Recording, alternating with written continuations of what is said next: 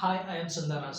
Today we are discussing about roots of drug administration. आज हम लोग बात करने वाले हैं रूट्स ऑफ ड्रग एडमिनिस्ट्रेशन के बारे में कि रूट्स ऑफ ड्रग एडमिनिस्ट्रेशन क्या है। तो फर्स्ट ऑफ ऑल हम लोग इंट्रोडक्शन से स्टार्ट करते हैं कि रूट्स ऑफ ड्रग एडमिनिस्ट्रेशन है वो क्या चीज़ है, इसके बारे में जानेंगे।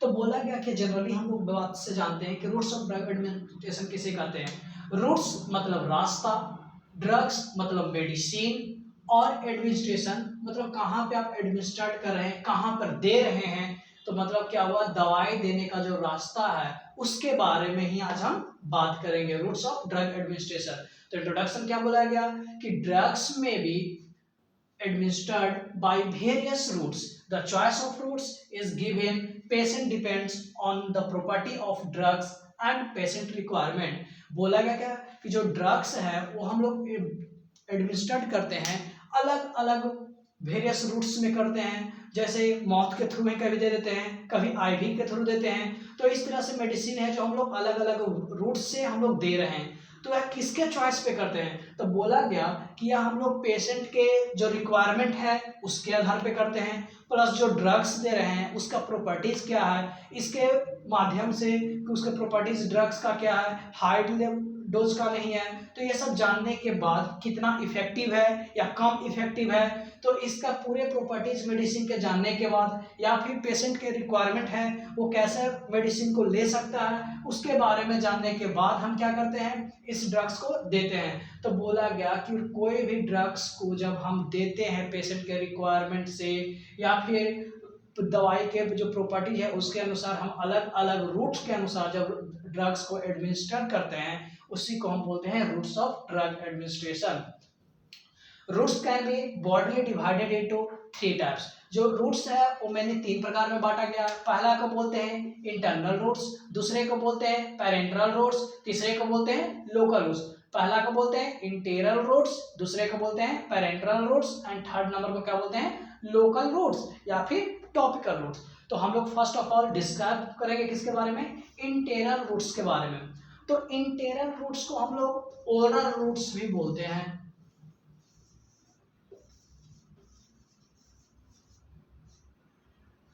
ओरल रूट्स भी बोलते हैं। सिंपल इसको याद रखने के लिए क्या करेंगे, ई मतलब ईट कर देंगे।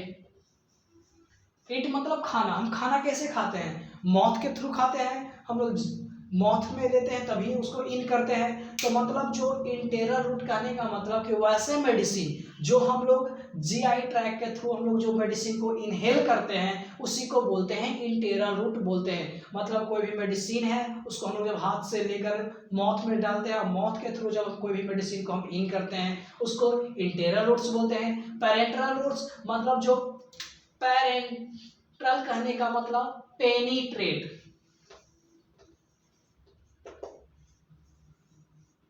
इसे याद रखने के लिए पेरेंटल को हम लोग क्या मान सकते हैं, पेनिट्रेट। पेनिट्रेट कहने का मतलब छिद्र, तो उसको छेद कर गए। तो कहने का मतलब क्या हुआ, जैसे कि आईवी फ्लूइड्स ये सब जो होता है डायरेक्टली हमारे कहाँ ब्लड में दिया जाता है। तो ब्लड में कैसे देते हैं, पेनिट्रेट करके देते हैं। तो मतलब कोई भी ड्रग्स जब हम डायरेक्टली ब्लड के कांटेक्ट में जब हम देते हैं उससे दवाई को हम क्या बोलते हैं, पेरेंटल रूट्स बोलते हैं मीडियम को।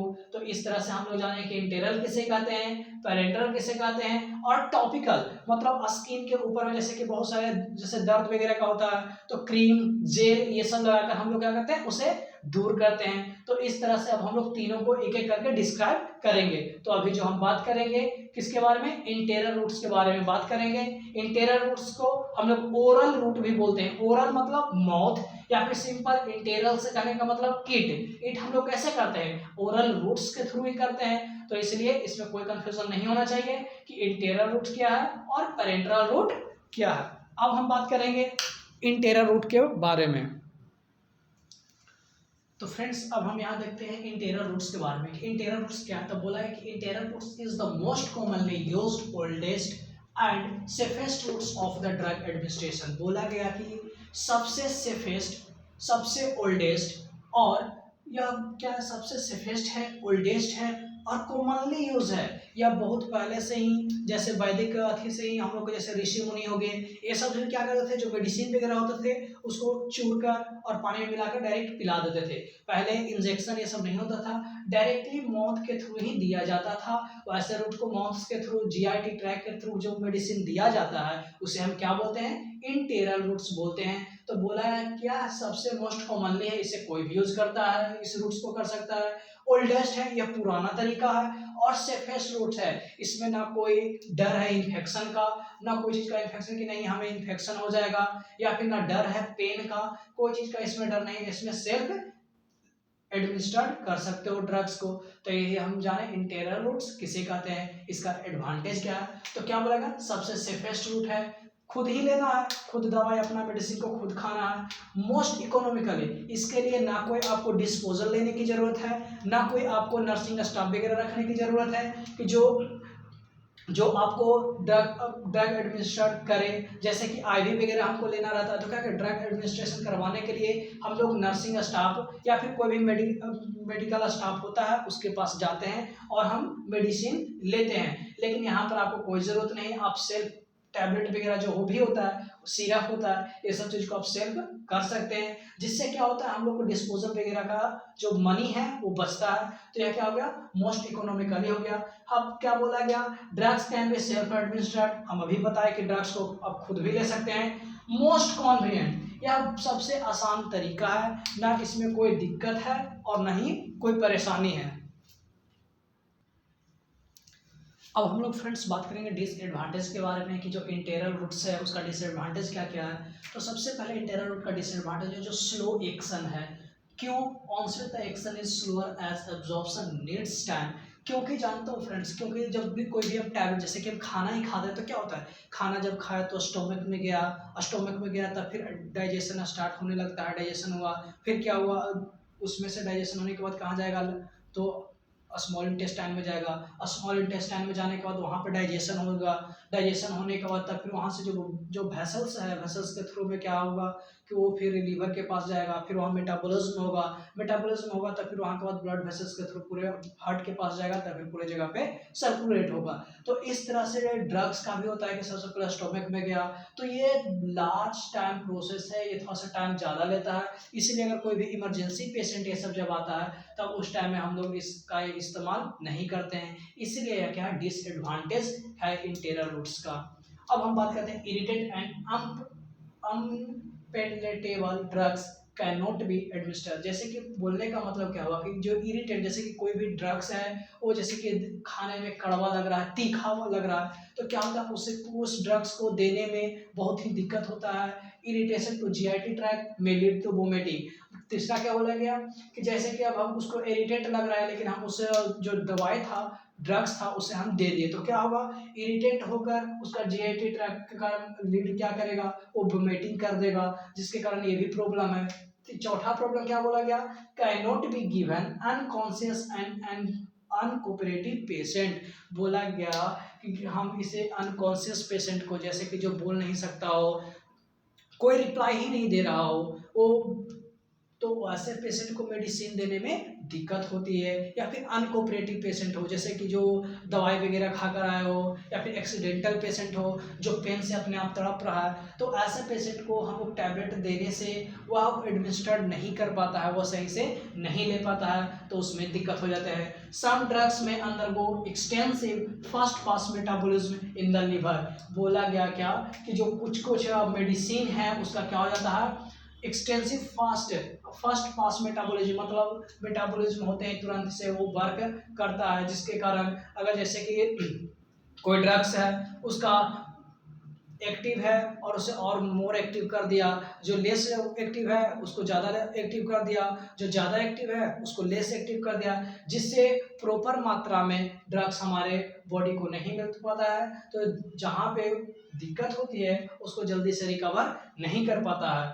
6 नंबर क्या बोला गया कि पेशेंट में forget to take the tablet which is a particular problem. बात सही है, सबसे बड़ा अगर प्रॉब्लम है इसमें कि क्या है, पेशेंट कभी कभी क्या है जो दवाई खाने के लिए बार बार भूल जाता है और उतना ध्यान नहीं देता है, तो इसलिए ये सब जो डिसएडवांटेज है इंटेरल रूट के साथ है। अब हम बात करेंगे कि पेरेंटल रूट्स के बारे में, कि पेरेंटल रूट्स किसे बोलेंगे। तो पेरेंटल रूट्स हम बोले थे कि ऐसा रूट्स जिसे हम डायरेक्टली ब्लड के कांटेक्ट में हम देते हो, चाहे आईवी हो गया, आईएम हो गया। तो हम लोग को पेरेंटल के बारे में उसका क्या क्लासिफिकेशन देखेंगे कि उसमें कौन कौन से रूट्स आते हैं, वो सब के बारे में जानेंगे, और उसका भी एडवांटेज और डिसएडवांटेज के बारे में हम अभी बात करेंगे। तो इस तरह से हम अभी स्टार्ट करेंगे पेरेंटल रूट्स को। हम बात करेंगे अभी पेरेंटल रूट्स के बारे में कि पेरेंटल रूट्स क्या है। तो बोला है कि routes of administration other than enteral routes are known as parenteral routes. बोला गया कि वैसा रूट्स जो हम इंटेरल छोड़ के अगर हम देंगे तो वैसे रूट्स को क्या बोलते हैं, पेरेंटल रूट्स बोलते हैं। इंटेरल कहने का मतलब इंटेस्टाइन के थ्रू जो भी पास हो रहा हो, वहां से अब्जॉर्ब हो रहा हो, तो वैसे रूट्स को छोड़कर अगर किसी भी हम रूट्स पे जब हम देते हैं उसी को बोलते हैं पेरेंटल रूट्स बोलते हैं। अब हम इसके एडवांटेज के बारे में बात करते हैं कि इसका एडवांटेज क्या क्या है। तो बोला गया कि action is more rapid and predictable than oral administration. जिस तरह से हम लोग एडमिनिस्ट्रेशन हम लोग ओरल जो कर रहे थे उससे बहुत तेजी में असर करता है, बहुत तेजी में जो मेडिसिन का जो एक्शन है वो दिखाता है, काम करता है। अब बोला गया the routes can be employed in an unconscious patient और अनकोऑपरेटिव पेशेंट। जैसे कि उसमें हम लोग बात कर रहे थे क्या कि जो अनकॉन्शियस पेशेंट था, अनकोऑपरेटिव पेशेंट था, उसे हम ड्रग्स नहीं दे पा रहे थे, लेकिन हम इसमें पेरेंटल में इजीली तरीका से हम अनकॉन्शियस और अनकोऑपरेटिव पेशेंट में हम ड्रग एडमिनिस्ट्रेशन कर सकते हैं। अब हम बात करते हैं थर्ड पॉइंट्स के बारे में कि it can be used in patient with the vomiting और दोज अनेबल टू सोलो। बोला कि ऐसा पेशेंट जो मेडिसिन को सोलो नहीं कर पा रहा हो, निगल नहीं पा रहा हो, और जो उसको वोमिटिंग आता हो, तो वैसे पेशेंट को भी हम मेडिसिन एडमिनिस्ट्रेट करवा सकते हैं आईवी देकर उसको। जैसे वोमिटिंग का भी हम ड्रग्स है वो दे देंगे जिससे वोमिटिंग भी उसका रुक जाएगा, क्योंकि यह क्या है, फास्ट रैपिड वर्क करता है, तो तुरंत वो वोमिटिंग को भी स्टॉप कर देगा, और जो दवाई उसको जरूरत था वो भी दवाई उसको एडमिनिस्टर हो जाएगा। फिर बात कर रहे हैं फिफ्थ पॉइंट के बारे में कि digestion by the gastric and intestinal juice and the first pass metabolism are avoided. जिस तरह से हम पिछले बार में पढ़ते कि फर्स्ट पास मेटाबॉलिज्म में क्या हो रहा था कि जो भी ड्रग्स हम ले रहे थे वो क्या हो रहा था, जैसे कि इंटेस्टाइन में या फिर स्टोमक से ही डाइजेशन उसका स्टार्ट हो जाता था, और उसका मेटाबॉलिज्म था जो जीआईटी ट्रैक में ही कम हो जा रहा था, जिसके कारण जितना हमें जरूरत पड़ते थे जिस जगह पे ड्रग्स का, उतना अमाउंट में नहीं पहुंच पाता था, जिससे पेशेंट क्या जल्दी ठीक नहीं हो पाता था। तो इसमें क्या है, ये जो जीआईटी ट्रैक का जो मामला आ रहा है, जीआईटी ट्रैक में जो अब्जॉर्प्शन हो रहा है ड्रग्स वगैरह का मेटाबॉलिज्म हो रहा है, वो इससे पास नहीं होगा, यह डायरेक्टली ब्लड के कांटेक्ट में जाता है, जिसके कारण ब्लड पूरे बॉडी में हमारे सर्कुलेट तुरंत करते हैं, जिसके कारण यह फास्ट और रैपिड वर्क करता है। तो इस तरह से हम लोग जाने कि पेरेंटल रूट्स किसे कहते हैं, इसका एडवांटेज क्या है। अब हम इसके पहले क्लासिफिकेशन के बारे में बात करेंगे, क्लासिफिकेशन के बाद हम लोग बात करेंगे इसके डिसएडवांटेज के बारे में। क्लासिफिकेशन में देखेंगे कि पेरेंटल में कौन कौन से और रूट्स क्या क्या देते हैं, तो इसमें देखेंगे इंजेक्शन के बारे में बात करेंगे, इनहेलेशन के बारे में बात करेंगे। तो इस तरह से अब हम बात करेंगे पेरेंटल का रूट्स का क्लासिफिकेशन के बारे में हम बात करेंगे। अब हम बात करने चले पेरेंटल रूट्स के क्लासिफिकेशन के बारे में। तो जो पेरेंटल रूट्स है इसका क्लासिफिकेशन में सबसे पहला क्या था, इंजेक्शन, इनहेलेशन, ट्रांसडर्मल और ट्रांसम्यूकोसल। ये चार पार्ट्स में बांटा गया है, पेरेंटल को चार पार्ट्स में बांटा गया, इंजेक्शन, इनहेलेशन, ट्रांसडर्मल और ट्रांसम्यूकोसल। सबसे पहले बात करते हैं इंजेक्शन में। तो इंजेक्शन में टू टाइप्स आता है, एक इंट्रा आर्टेरियल दिया जाता है और एक में क्या कह दिया जाता है, इंट्राडर्मल, सब्टिट्यूनियस, इंट्रावेनस और इंट्रापेरिटोनियल। ये चार प्रकार का दिया जाता है। और दूसरा में क्या, दूसरा टाइप में क्या था, इंट्रा आर्टेरियल। इंट्रा आर्टेरियल में क्या क्या दिया जाता है, इंट्राथिकल, इंट्रा आर्टिकुलर और इंट्रामेडुलरी। क्या बोला गया कि इंजेक्शन को दो पार्ट में बांटा गया। पहला पार्ट में कौन को दिया जाता है, इंट्राडर्मल जिसको आईएम बोलते हैं, सब्टिट्यूनियस में को क्या बोलते हैं, एससी बोलते हैं, इंट्रावेनस जिसको आईवी भी बोलते हैं, इंट्रापेरिटोनियल। ये चार प्रकार का हो गया। और जो सेकंड पार्ट इसका होगा जो क्या चीज में जाता है, इंट्रा आर्टेरियल, जो आर्टेरियल लोब है उसमें दिया जाता है, तो वो क्या क्या आता है, इंट्राथिकल पड़ता है, दो हो गया, तीसरा इंट्रा आर्टिकुलर, चौथा इंट्रामेडुलरी, दो पार्ट्स में दिया गया, ये जान गए। अब हम बात करते हैं दूसरा क्या है, इनहेलेशन। इनहेलेशन करके जैसे कि न्यूलाइजेशन वगैरह करवाते हैं, तो ये क्या हुआ, इनहेलेशन हो गया।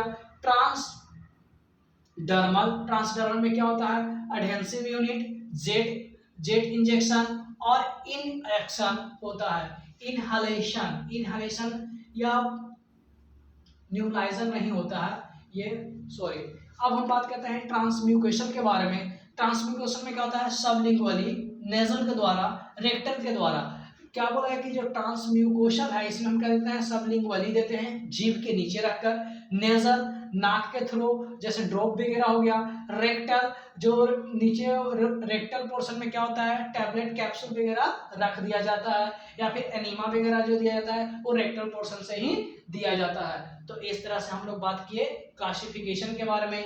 इनहेलेशन में हो गया, जैसे कि हम लोग इनहेल करते हैं, वो आता है क्यों बोल रहे हैं, जैसे किसी को सर्दी वगैरह आ जाता है तो क्या होता है, इनहेलेशन वो करता है, जिसके कारण वो इनहेल करने से क्या होता है, वो जो ड्रग्स होता है वो नाक के ही थ्रू क्या होता है, वो फिर बॉडी में रिएक्ट करता है और उसे ट्रीट करता है। तो इस तरह से जाने हम पेरेंटल की क्लासिफिकेशन के बारे में। क्लासिफिकेशन में 4 चीज आया, इंजेक्शन, इनहेलेशन, ट्रांसडर्मल, ट्रांसम्यूकोसल। इंजेक्शन में 2 प्रकार में आ जाओ, पहला 4 प्रकार, और इधर तो 4 प्रकार में इंट्राडर्मल, सबक्यूटेनियस, इंट्रावेनस और इंट्रापेरिटोनियल। दूसरे पार्ट में क्या है, इंट्रा आर्टेरियल, इंट्राथेकल और इंट्रा आर्टिकुलर और इंट्रामेडुलरी। इस साइड में ट्रांसम्यूकोशन में क्या था, सबलिंगुअल, नजल और रेक्टल, फिर उसी तरह से ट्रांसडर्मल हो गया। तो इस तरह से हम क्लासिफिकेशन के बारे में हम बात किए। अब हम इसके डिसएडवांटेज के बारे में हम बात करेंगे।